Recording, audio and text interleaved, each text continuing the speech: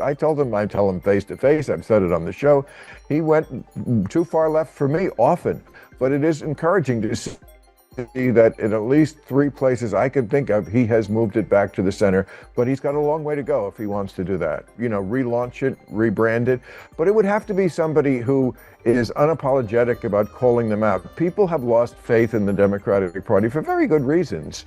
You know, you're the only one I hear who, like, doesn't look like he cares what the other Democrats will. Bill Maher recently sat down with Stephen A. Smith and dropped a blunt observation about why Democratic comeback efforts keep stalling. It wasn't a talking point answer or the excuse most people expect. Instead, Maher's explanation echoed frustrations political analysts have been flagging for years.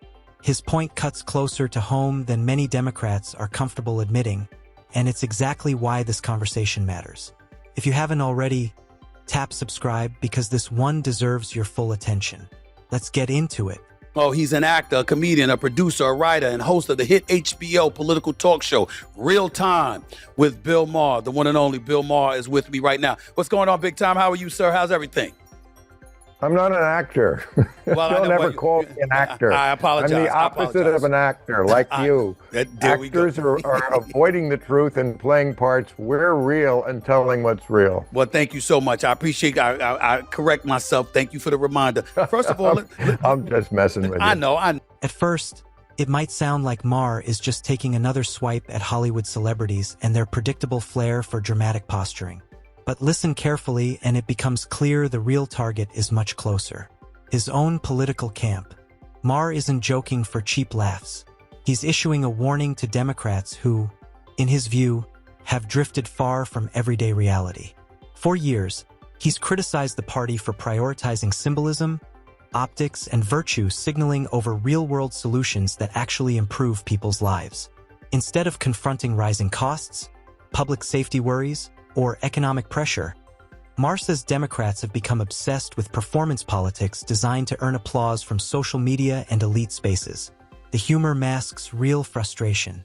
In his eyes, the party is chasing approval instead of results, and voters are noticing. Is it how the right feeds off of what he says, or is it how the left reacts to what he says? What has you more concerned at this particular moment in time as we just purview the landscape, look at our country and the state of affairs that's going on around here?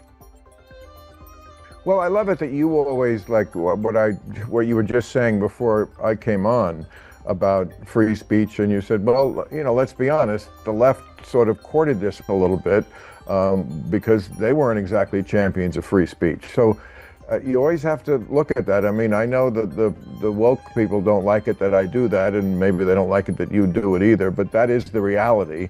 And I think we should all do it a lot more, is just be honest about both. Maher has long positioned himself as a frustrated insider. Still a Democrat, but increasingly alienated by what the party has become.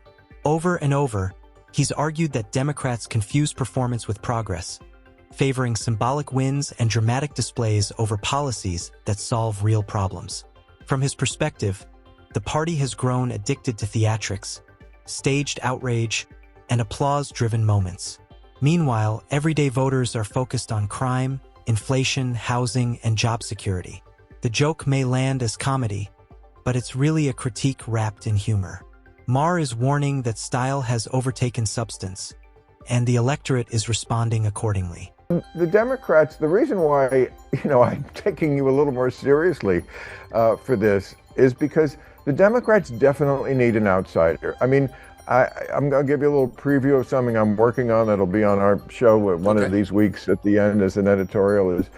To me, the Democratic Party is a ghost brand. You know what a ghost brand is? It's like Sears. Maher goes further, arguing that no one currently inside the Democratic National Committee is positioned to seriously challenge Donald Trump.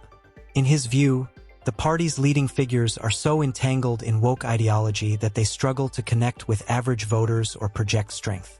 Rather than appearing confident and grounded, Maher says they often come across as performative and disconnected from real-life concerns. That gap, he believes, explains why Democrats keep stumbling at the ballot box. In Maher's assessment, ideological purity tests and activist-driven narratives have eclipsed common sense and broad appeal. As a result, he suggests Democrats might be better off turning to an outsider, someone not shaped by DNC culture or constrained by elite echo chambers.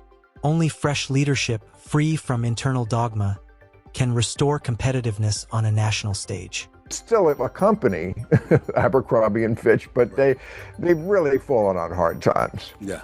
But they've been around for a long time, so there is value in it's an asset, right? Because there are still people who know of the company, and if you could have somebody take it over, who's not sentimental about that company, and relaunch it, rebrand it, but it would have to be somebody who is unapologetic about calling them out. People have lost faith in the Democratic Party for very good reason. According to Maher, the Democratic Party has become a watered-down version of its former self.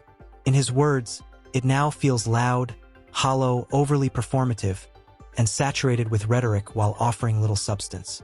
He argues the DNC wastes enormous energy recycling slogans, applauding its own messaging, and inflating symbolism instead of presenting real answers to real problems.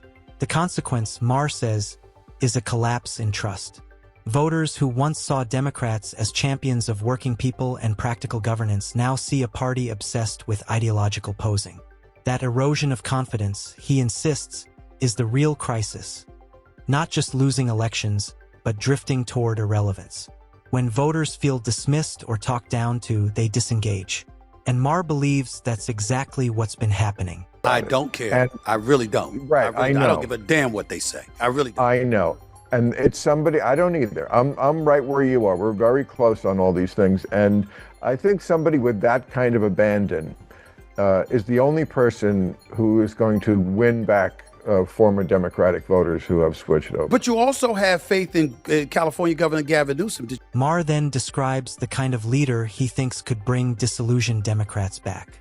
And it's not someone cut from the party's usual mold. He envisions an outsider willing to challenge party orthodoxy and ignore pressure from the loudest fringe voices.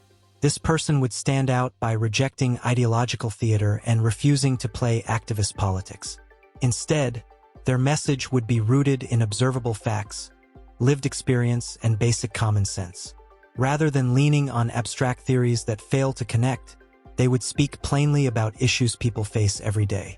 Maher believes that kind of honesty and clarity, combined with a willingness to confront internal excess, could re-engage voters who've checked out. For him, authenticity beats purity tests, and only a reality-based outsider can restore credibility. He's not exactly what I'm describing now. Right. I think he'd be a great candidate. He has shown in recent months the ability also to move to the center. He would have to do it a lot more. But as a candidate, he looks great. Great speaker, very forceful, can be mean, which is really important, and he can do it. He also has the backing, or certainly should, of where the energy is in the Democratic Party, the far left, because, he's been out front on a lot of very liberal issues, which I think is great. Gay marriage here in California and stuff like that, pollution, all sorts of stuff that we believe in. But, he does have a long track. Maher has also been a longtime admirer of Gavin Newsom. Viewers have watched him interview Newsom and openly tell him he sees presidential potential.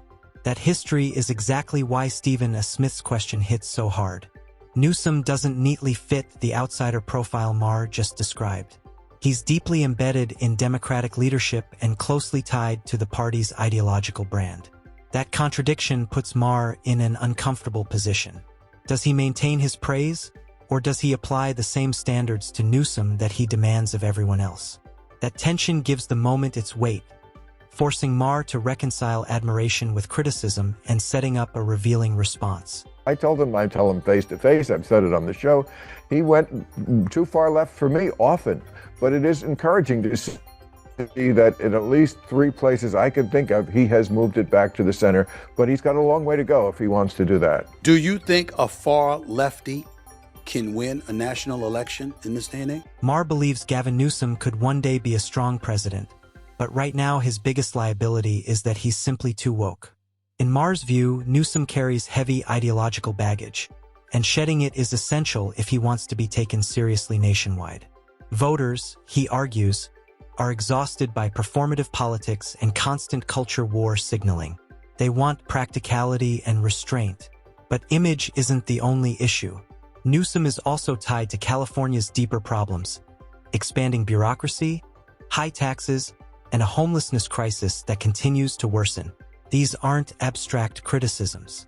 They're daily realities for millions.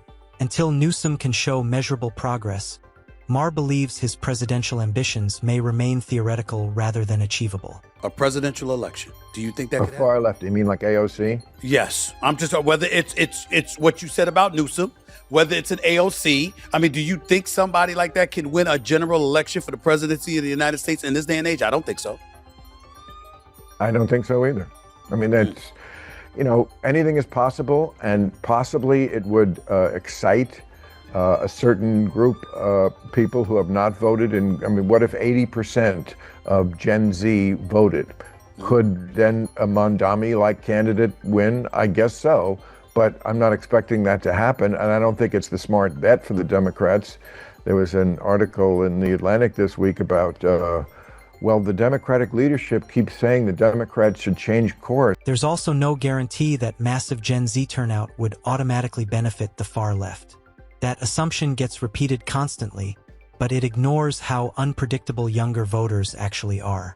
Gen Z is fluid, independent, and increasingly skeptical of rigid ideology. After years of cultural backlash and fatigue with woke politics, issues like affordability, employment, free speech, and opportunity are rising in importance. It feels increasingly possible that the era of woke dominance has peaked, if not collapsed. If so, Gen Z may not behave the way strategists expect. Instead of defaulting left, many could gravitate toward candidates who speak plainly, reject cultural excess, and focus on concrete concerns that shape their future. The Democratic leadership keeps saying the Democrats should change course, away from the far left, but they're not doing it. Right. They should all read that article. And to me, if they're not doing it, they're not paying attention to what's going to win. They just want to vent. I'm listening to Jasmine Crockett. I'm like, that verbiage ain't going to work. AOC could win the Senate seat and take it from Chuck Schumer in New York City, but that's not going to win a general election. So Ramondani might win the mayor's seat in New York City, and Trump and his acolytes may be scared to death that it's going to permeate throughout the country because of what happened in Minnesota, what's happening in New York City, what potentially could happen in California. But that's not the entire country. So for me, I'm very, very worried about the... Maher's final point is blunt. Unless Democrats stop catering to the far left and move back toward the center, winning national elections will remain difficult. Elections are decided by moderates, independents, and swing voters, not the loudest voices online. When fringe ideology dominates the conversation, it pushes away the voters needed to govern. Figures like AOC or Jasmine Crockett may gain influence inside party circles, but that rarely translates into broad national success. While they energize a base, they also reinforce the perception that the party is out of touch. Until Democrats recalibrate, embrace pragmatism, and speak to the center, internal victories won't translate at the ballot box. That's it for today's video. If you enjoyed it, hit like, subscribe, and I'll see you next time.